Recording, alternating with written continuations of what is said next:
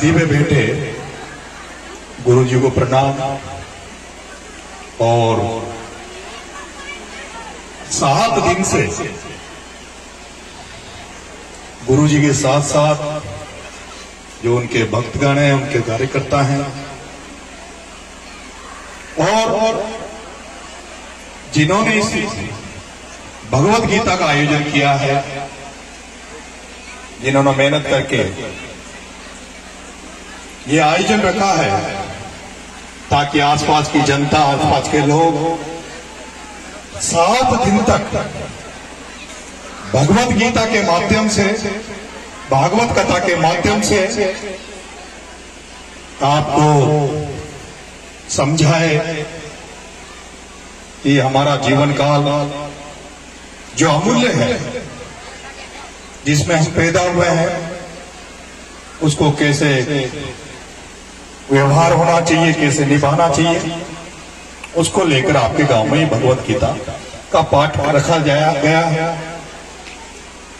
ये जो भगवत गीता का क्या पाठ आपके सामने हो रहा है, मेरी माताओं और बहनों और युवा साथियों और पंच पटेलों, ये किसी विशेष उद्देश्य के लिए कार्यक्रम किए जाते हैं। ऐसा नहीं है कि गुरु जी ने, क्योंकि गुरु जी की भी मैं सुन रहा था, वाणी बहुत मीठी है। गुरु जी जो भजन गाते हो तो आप नाचने गाने लग जाते हो, मंत्र मुग्ध हो जाते हो। और ये कहते हैं कि धर्म की जड़ पाताल में होती है। जो धर्म में आस्था रखता है, तो धर्म को मानता है, उसकी ऊपर वाला भी रक्षा करता है, ऊपर वाला भी उसको आशीर्वाद देता है।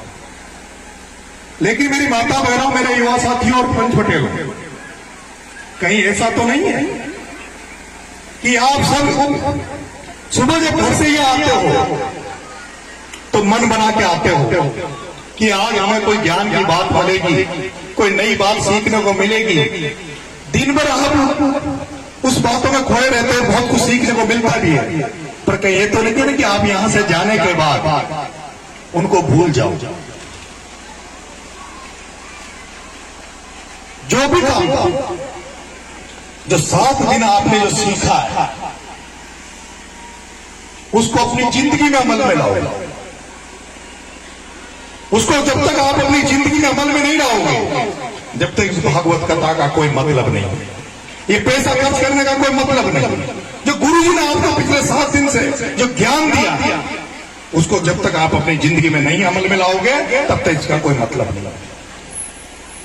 आपको पता होगा, एक मुझे ज्यादा है नहीं, लेकिन मेरे को भी थोड़ा बहुत भगवान ने ऐसे घर में पैदा हुआ हूं जो भक्ति में रहता है, मुझे भी सीखने को मिला है। आजकल आपने गांव में देखा होगा कि हम घर को बहुत सुंदर रखते हैं।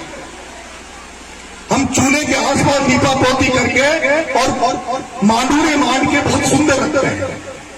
लेकिन जब हम अपने घर के बाहर निकलते हैं तो कीचड़ हुआ रहता है, नालियों में गंदगी होती है।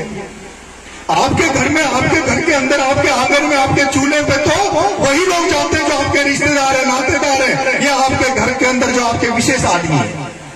लेकिन आपके दरवाजे से तो सब दुनिया जाती है, सारे लोग जाते हैं। वो सोचते हैं कि घर किसका है, तो घर के धनी का पता उसके घर के बाहर से पता लग जाता है कि अगर आपके घर में जितनी अंदर सफाई है, उतनी साफ सफाई आपके घर के बाहर भी होनी चाहिए। और हम क्या देखते हैं, करोड़ों रुपए, लाखों रुपए खर्चा करके मकान अच्छा बना लेते हैं। लेकिन मकान तो अच्छा बना लिया, लेकिन घर के बाहर एक चबूतरी बनाएंगे, चबूतरी के आगे एक पत्थर रख देंगे ताकि गांव में कोई निकले तो उसको दिक्कत होए। मैं आपसे कहना चाहता हूं कि मन को साफ सुथरा रखो, कुछ नहीं रखो दुनियादारी में।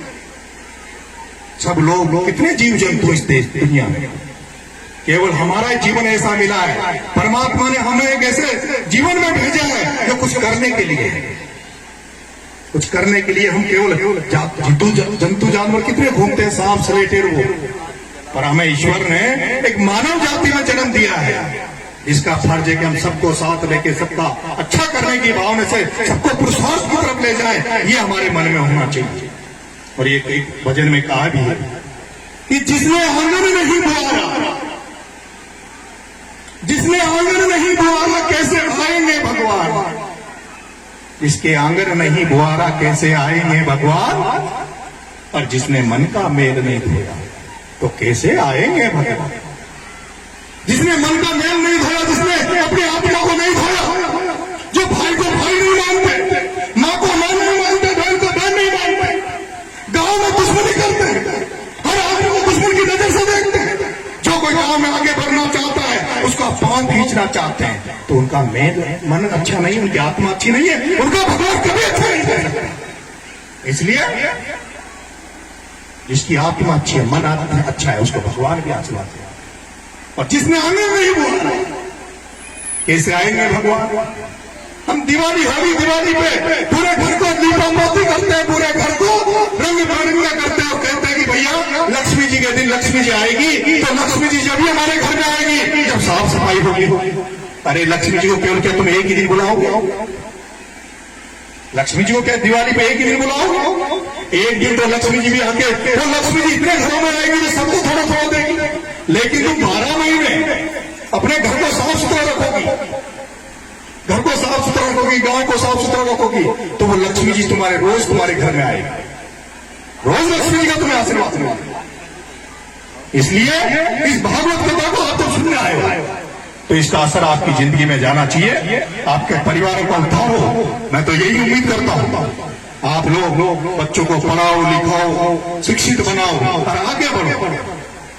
ये आपका बच्चा जो बोल रहा, मैं आपके एरिया में पहली बार आया, मुझे ज्यादा मौका नहीं मिला, मैं तो यहाँ गांव में आया था मेरे व्यक्तिगत काम से, पर हमारे जो बेचारे गुजर भाई हैं उन्होंने कहा कि भाई साहब भागवत कथा हो रही है, आपको समय हो तो चल चलो। मना गुरुदेव आशीर्वाद दे दे और जनता अगर कह दे तो चल चलेंगे। फिर यहाँ पंडित जी ने कहा कि आपको 2 मिनट आप भी बोल लीजिए, इसलिए मैं आपके बीच में आता।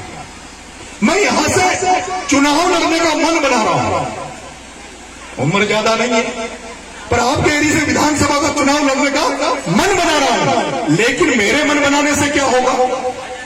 मेरे मन बनाने से या मेरे चुनाव लड़ने से कुछ नहीं होगा। जब तक आप लोग आशीर्वाद नहीं दोगे, जब तक आप लोग मेरे साथ खड़े नहीं होंगे, जब तक कुछ नहीं होने वाला। और मैं आपके एरिया में घूम रहा हूं, मैं जयपुर की राजनीति करके आया, मैं आपके इस एरिया में जब छपड़ा छुपा तो मैं घूमता हूं, तो यहाँ जिनको अब तक 40 साल 50 साल से आप वोट देते आ रहे हो, वो वोट तो ले जाते हैं, लेकिन आपके लिए कोई भला नहीं किया उन्होंने, आपके इस इलाके में कोई काम नहीं किया। अगर वो काम करते हैं तो यहाँ के लोगों पे झूठे मुकदमे लगाने का काम करते हैं, झूठे मुकदमों में जेल भेजने का काम करते हैं। यहाँ के एमएलए ने, यहाँ जो बड़े नेता रहे, उन्होंने किसी भी परिवार के किसी भी बच्चे को फैक्ट्री में नौकरी नहीं दी। मुझे दुख होता है इस बात का जब मैं आपके एरिया में घूम रहा हूं। ये कल की और भगवान कृष्ण की ये भागवत कथा आपके गांव में चल रही है। इस भागवत कथा में आपने सुना होगा, जो कृष्ण भगवान थे, जो कृष्ण भगवान थे, उनके मामा थे कंस, उनके मामा थे कंस। और जब कंस अत्याचार करने लगा, कंस अत्याचार करने लगा, तो कृष्ण भगवान ने खुद के मामा कंस को भी नहीं छोड़ा, खुद के मामा कंस को भी मारा। और जब कृष्ण भगवान को लगा कि पांडव और कौरव लड़ाई लड़ रहे हैं, पांडव और कौरव लड़ाई लड़ रहे हैं, कौरव 100 भाई है, पांडव 5 भाई है, पांडवों के साथ कोई नहीं है, कौरवों के साथ पूरी सेना है, तो कृष्ण भगवान ने कहा मैं कमजोर व्यक्ति के साथ रहूंगा, मैं सच्चाई के साथ रहूंगा, मैं ईमानदारी के साथ रहूंगा। पांडवों के साथ अन्याय हो रहा है, मैं पांडवों के साथ रहूंगा। और जब कृष्ण भगवान ने पांडवों को आशीर्वाद दिया तो गुच्छों के 100 कौरव भाई, वो कौरव, वो दुर्योधन जिसने द्रौपदी को नहीं छोड़ा, जिन्होंने द्रौपदी की इज्जत को ताई ताई कर दिया, उस कृष्ण भगवान ने पांडवों का साथ दिया, पांडवों को विजय करवाया और कौरवों को नाश किया।